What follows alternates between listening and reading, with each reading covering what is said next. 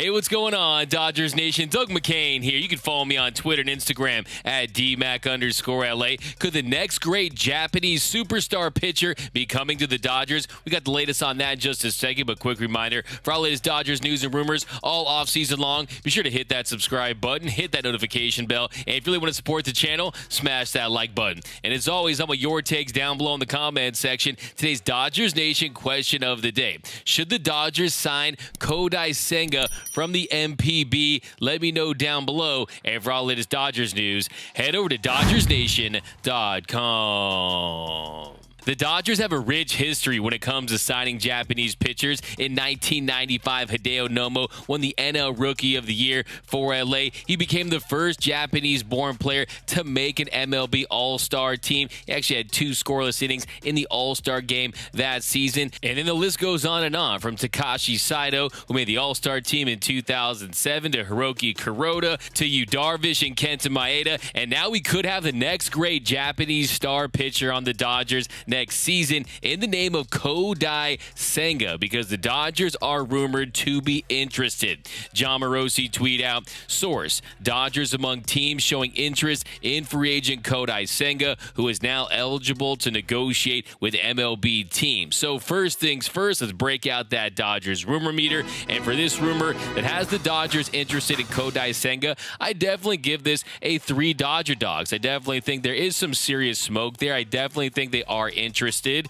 and they definitely have a need in the starting rotation. And in just a second, I'm going to tell you how much he could cost the Dodgers and which other teams LA will be competing for his services. But first, I bring my facts to the fight, and the first question is, how good of a pitcher is Kodai Senga? Well, let's dive into his numbers. Kodai Senga has been one of the most dominant pitchers in the Nippon Professional Baseball League for years, pitching for the dynastic Fukuoka SoftBank Hawks, who have won 6 of the last 9 Japan series. And Senga played a big role in helping them win 5 of those 6 titles. He also pitched in the World Baseball Classic in 2017, posting a .82 ERA and 16 strikeouts in 11 innings of work. He even punched out all-star shortstop Xander Bogaerts. Earlier in his career, he dealt with a shoulder injury back in June of 2014 that kept him off the mound for a year, and he also started as a setup man, but then was moved into the starter's role. And he wasn't a very heralded young prospect either, but thanks to the Hawks Elite Development Program, he increased his velocity on his fastball from over 92 miles per hour to over 96 miles per hour. He also developed an elite splitter known as the ghost fork because it disappears like a ghost. And that pitch is a serious weapon. It's his best put-away pitch. It misses bats. It's nasty. And in his career, he has 2 ERA titles. He won a Triple Crown. He won 2 Gold Glove Awards. He pitched a no-hitter back in 2019 that was the first no-hitter for the Hawks since 1943 and their second in franchise history. And he's coming off an outstanding 2022 season where he owned a 1.94 ERA, a 27.5 strikeout rate, an 8.6 walk rate, which was improved from his previous seasons in 144 innings of work. Now, if you look at his last 4 seasons combined, he's posted a 2.39 ERA in 530 innings pitched with a 28.8 strikeout rate and a 9.9 walk rate. One of his biggest pros is his impressive pitch mix, where he throws 44% fastball, 21% splitter, 19% cutter, 11% slider, and 3% curveball. So he has that explosive fastball, and it's definitely a plus heater. It's been clocked in as high as 102 miles per hour, but it doesn't miss as many bats as you would expect when you consider its high velocity. But it's still a quality pitch that sets up his out pitches. And then he has that lethal ghost splitter that just falls off the table against hitters. And then his cutter, that's his second best out pitch. He also keeps the ball in the park, does not allow too many home runs. And you also consider the fact that some of those Japanese ballparks are on the smaller side. That's definitely a major 200 plus. So when you look at his pros, there are many. He has that high velocity heater. He's got that filthy splitter. He's got that dynamic pitch mix. He's played for the biggest team in Japan. So as far as playing on a big stage, he's played on that big stage in Japan. He can handle that pressure.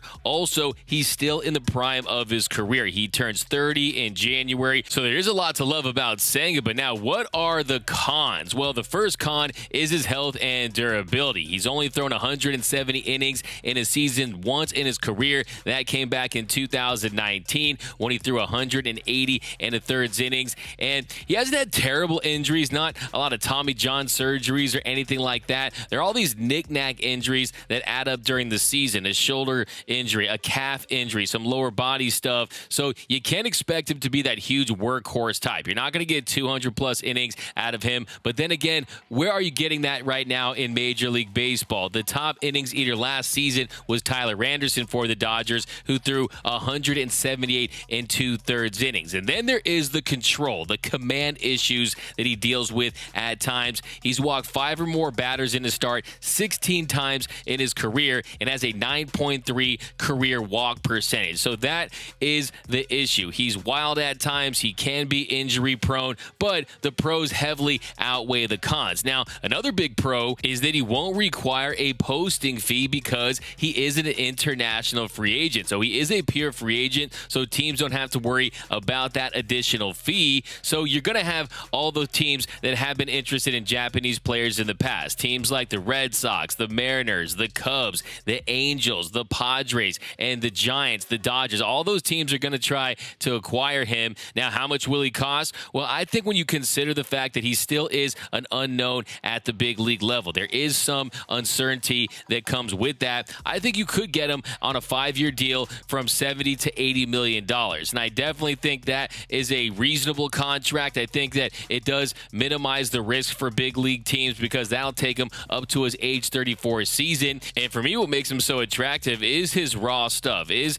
the fact that he has the kind of stuff that will play up in the show. And there are some scouts out there that question his ability to maintain that velocity through a full start against big league hitters. But when you consider the fact that innings pitched per start is down across the league, he still can be used as a weapon out of the bullpen in a multi-relief role. Now, I think, of course, you want him as a starting pitcher, but I think when you have great raw stuff, they can find a way to use you, and you can be effective out there. And now, when you consider the high demand for starting pitching and elite pitching around the league, there could be a bidding war for his services, and all the big major markets are going to be involved for the most part. When it comes to the Dodgers, the Padres, the Giants, the Cubs, the Mariners, the Red Sox, all these teams that have spent big on international talent in the past, well, if you're the Dodgers, you do check off a lot of his boxes because his agent, Joel Wolf, he told reporters that his client would like to and has great interest in playing in a big market and wants to win now. So do the Dodgers check off those? Well,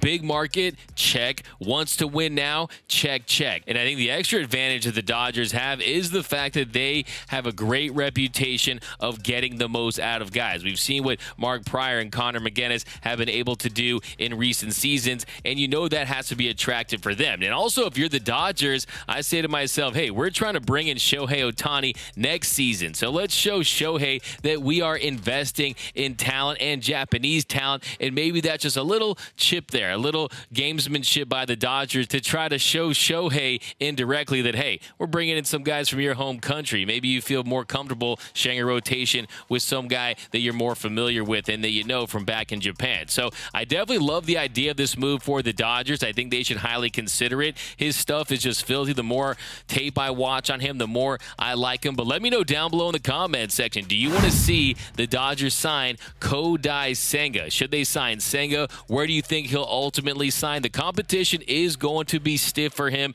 Make no mistake about it. And I do think another one of the big factors is, will the Dodgers bring back Tyler Anderson? Will they try to explore some free agent signings? Will they possibly go after a DeGrom or a Rodon? Will they do what I want them to do and trade for Corbin Burns? Will they look to trade for a Pablo Lopez? So the Dodgers are definitely going to look to fortify this rotation. That is one of their top priorities this offseason. We do know that Clayton Kershaw is going to be back. And the other thing, too, is do they want to take on this project of Kodai Senga? Because as good as he's looked, he is still a product, and he is not a proven commodity at the big league level. But then again, they've shown interest in so many international guys in the past. So it would not surprise me if the Dodgers do sign him at the end of the day. But let me know down below in the comments section. Do you want to see Senga in LA? I want all your takes down below. How much money would you offer him? How high are you on him on a scale of 1 to 10? Drop that down below in the comments section. My name is Doug McCain. You can follow me on Twitter and Instagram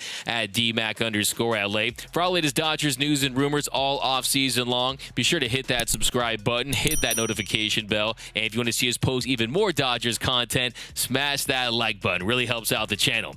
And as always, think blue, bleed blue, and I'm out.